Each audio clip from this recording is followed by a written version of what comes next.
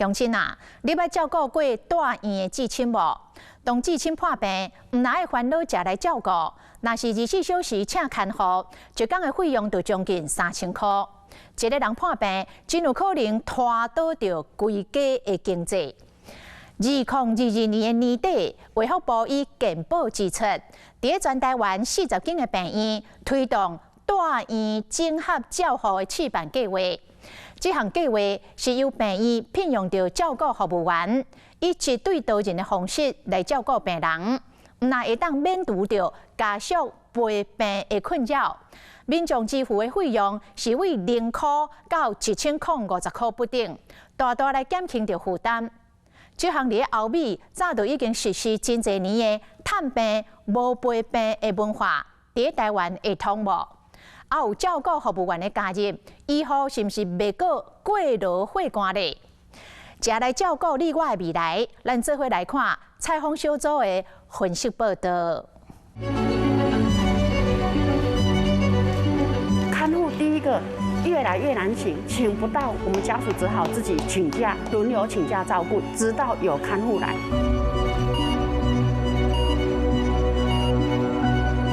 一个家庭有一个人住院，那整个家庭就快倒。护理师的工作负荷真的已经超标了，住院者的这块其实真的很重要，对我们而言很重要。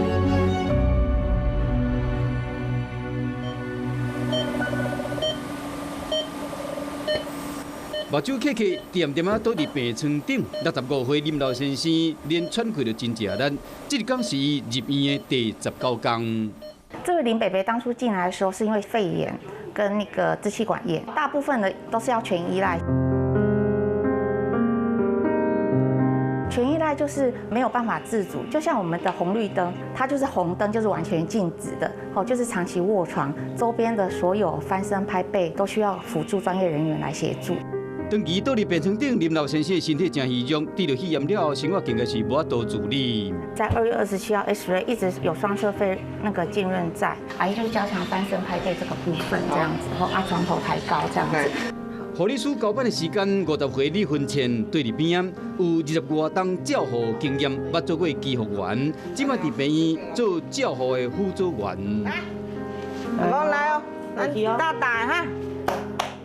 他说那边的场比较多，要多拍背。我们每天就是流程，就是交完班以后，就是帮病人先擦澡，擦完澡，然后再翻身换尿布。老公你听不？拍背完就灌食，然后我们是每2个小时翻身一次这样子。好 ，OK， 讲话。好了。哦，好。卡在遐打刷，这合作的工作也未刷，都要继续往后一层。好吗？有啊，冇啊，手啦，借我一个哈，看嘛有 lucky 无，小 lucky 无。由病院请通过认证的照护员做辅助，以1对1的方式协助病人切身躯、活动等等一般性的工作。这款的照顾模式是2022年底卫福部伫全台湾40间病院推行的住院整合照护服务试办计划。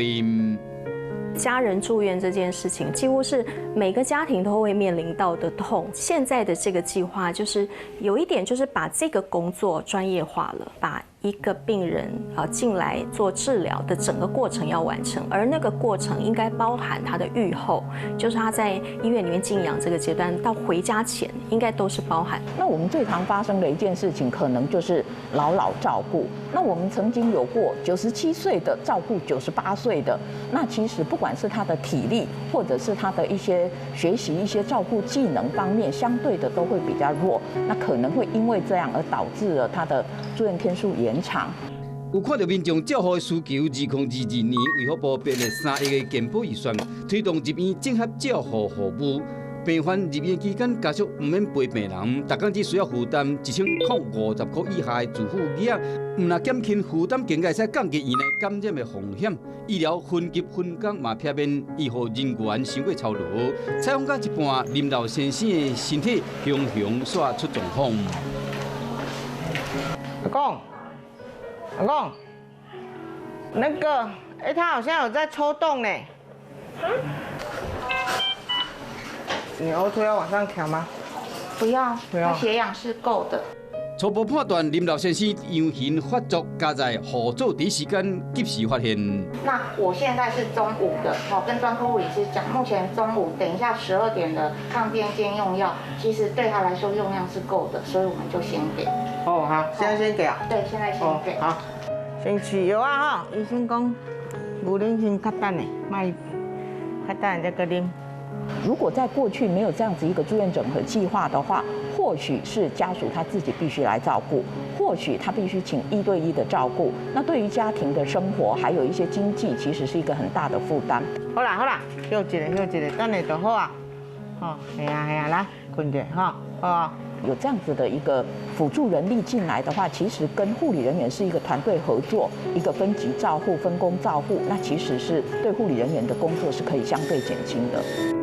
以台中公田综合病院为例，院方甲看护日日平台合作，每合合组分组12点钟一班，2人一组，共同照顾2间病房，实际照顾比是1比6。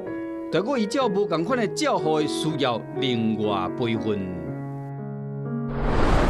假如家人生病了，谁来顾？该怎么顾？是否具备专业来照顾？全程的病患家属必须面对的迫切难题。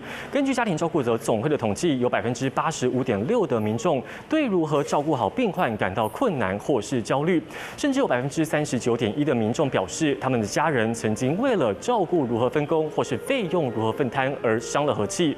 面对排山倒海而来的照顾压力，全让他们有苦难言。突然有一天，我公公就打电话跟我们讲说，我婆婆突然在浴室里面晕倒了，医院的医生才告诉我们说她是整个脑部的血管裂开。我们还是希望能够尽一点孝心，然后提供给她比较好的医疗照护，就决定跟她赌一赌，所以就做了气切。想起了大家入院期间，工作家庭拿这个双头小的卢元英，心内悠然真不安。那我们有工作。其实没有一个老板可以容许我们随时有没有想请假就请假。你说有看护就算了，接下来是看护的费用逐年的增加。事实上1天2800很可怕，我工作1天都赚不到2800，所以人家才会说啊，其实这些长者如果离开，对年轻人是一种解脱。其实这个制度不是为了谁，不管是一般人或是医护人员，都一定会碰到自己家人住院。这件事情没有为谁，没有人是局外人。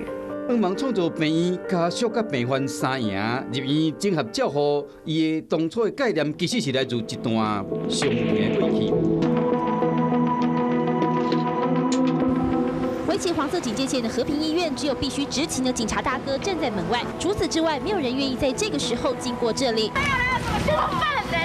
第一个护士冲出了封锁线，所有人的愤怒委屈也在这个时候爆发出来。为什么我们要照顾SARS病人？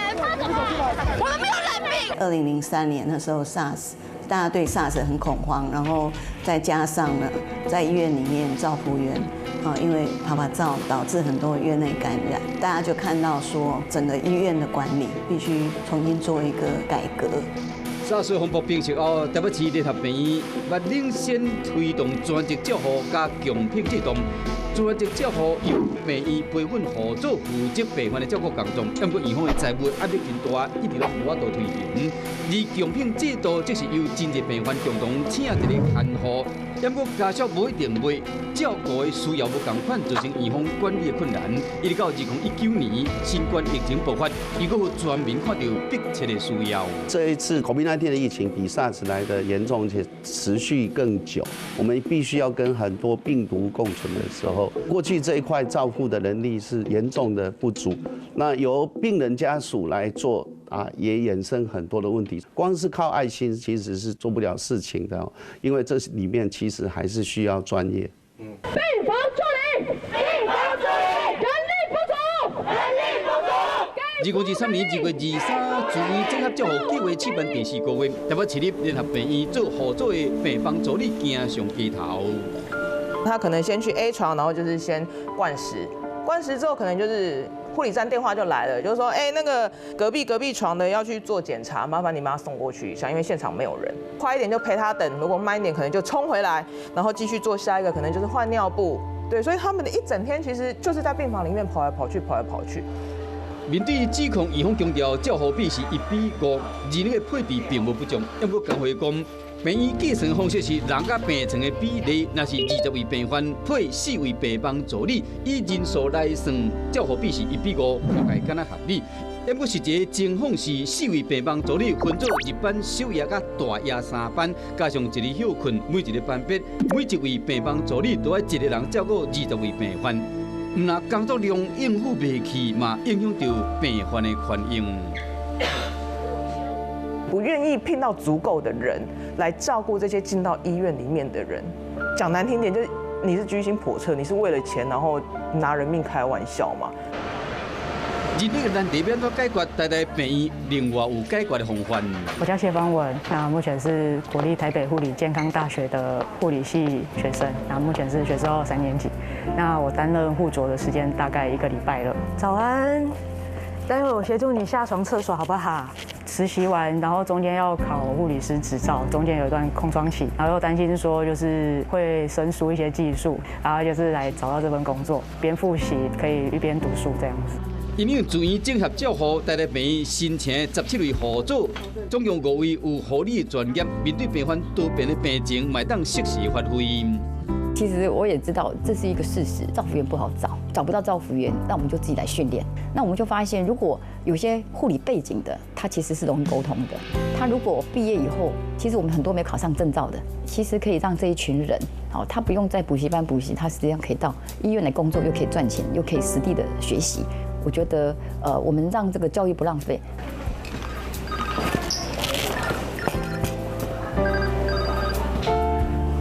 喂，你好，我是怡芳。捌伫肿瘤科病房服务超过10档的护理师林怡芳，最近有一个全新的身份——住院整合照护的管理师。陈小姐你好，我是住院整合照护管理师。那因为护理站就是请我过来跟你解释一下这次的台大医院住院整合示范计划。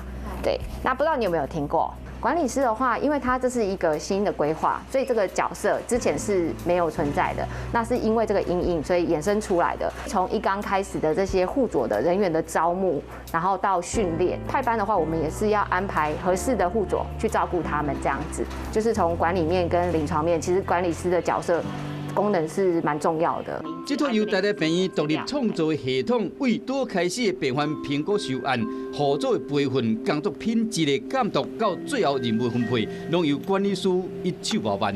那我接下来给你交班临褥床的谢小姐，她一天要灌4次的牛奶。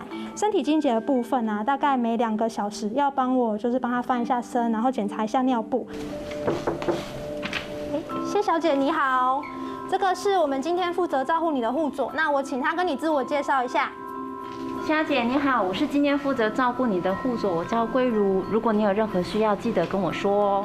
政府跟医院的配合之下，那提供了这样子的政策，以服务员来说是一个很稳定而长久的区域。跟以前居家或私人的服务不同的是，以前可能需要到处跑，但是在医院的系统里面，你就会觉得它是一个有规划性。那在所有的照顾流程，它是有固定的 SOP， 我觉得这是最安全的。学姐，来跟您交接班。好。我们今天这位谢女士是接触隔离的病患。好。那我帮你拍个背，好不好？其实，在照护方面，其实他们并没有像我们有这么多的专业知识。那有一些，其实他们都是可能就是古法炼钢这样子，可能会常常使病人受伤。妈妈是最重要的，这个费用什么的都是其次。那能够让妈妈舒服的话，是最重要的。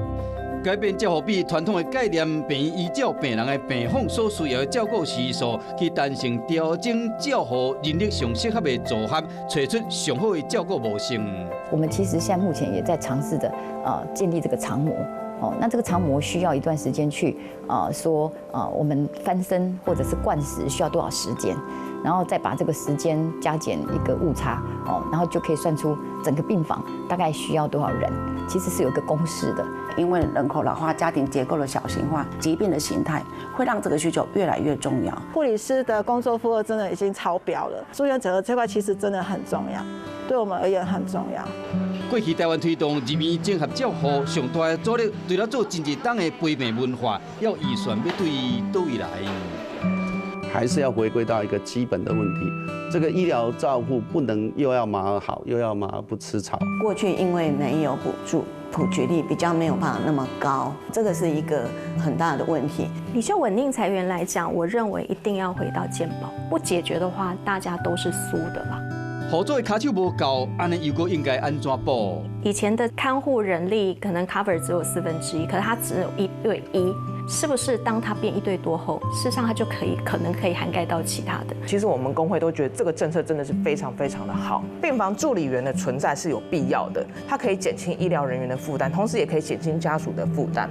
但是，请你务必把人聘好聘满。面对人色海啸的来临，少子化的冲击，心人来照顾你我的未来，变成全民迫切的难题。目前住院整合照护计划提供的床位干那2000多床，对着着急等待家属来讲，依然是无够。卫福部打算试办3年后，2025年全面的推动，期待为老化台湾照顾的危机带来转机。